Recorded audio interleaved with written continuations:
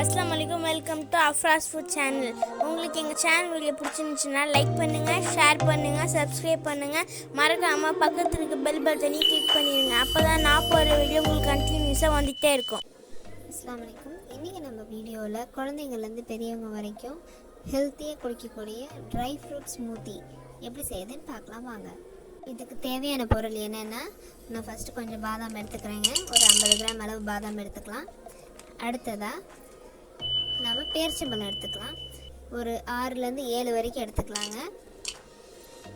Next கருப்பு திராட்சை, seat உள்ள கருப்பு திராட்சை, காஞ்ச கருப்பு திராட்சை, அதை நான் எடுத்துக்கிறேன். ஒரு 50 கிராம். இது எல்லாத்தையும் நான் சுடு தண்ணியில் ஊற வச்சுக்கிறேங்க. கொஞ்சம் நேரம் நல்லா ஊறிச்சுன்னா நம்ம அரைக்கிறதுக்கு நல்ல வசதியாக இருக்கும். மூடி போட்டு ஊற வச்சிடலாம். இது கூட 2 பழுத்த மாம்பழங்கள் எடுத்துக்கிறேங்க. இந்த 2 மாம்பழங்களையும் நல்லா தோல் சீவி எடுத்துக்கலாம்.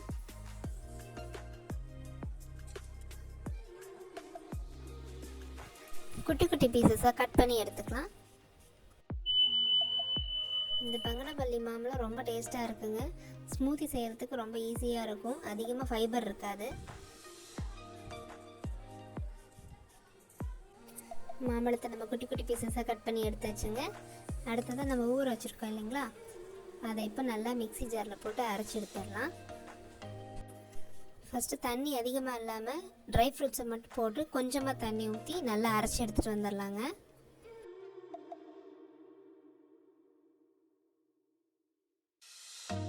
நல்லா பிளெண்ட் பண்ணியாச்சுங்க. இப்போ இதில் நம்ம மேங்கோஸை போட்டு நல்லா அரைச்சி எடுத்துடலாம்.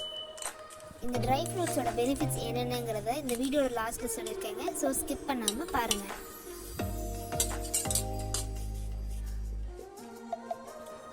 நம்மளோட ட்ரை ஃப்ரூட்ஸ் ஸ்மூத்தி கிட்டத்தட்ட ரெடி ஆகிடுச்சுங்க.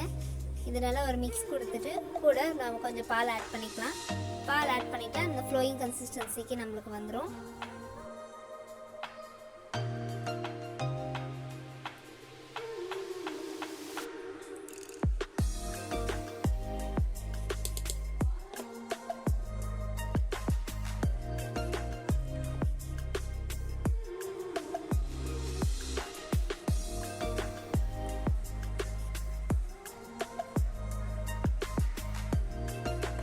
இது கூட நம்ம ஸ்லைஸ் பண்ணி வச்சிருக்க பாதாம் தூவிடலாங்க.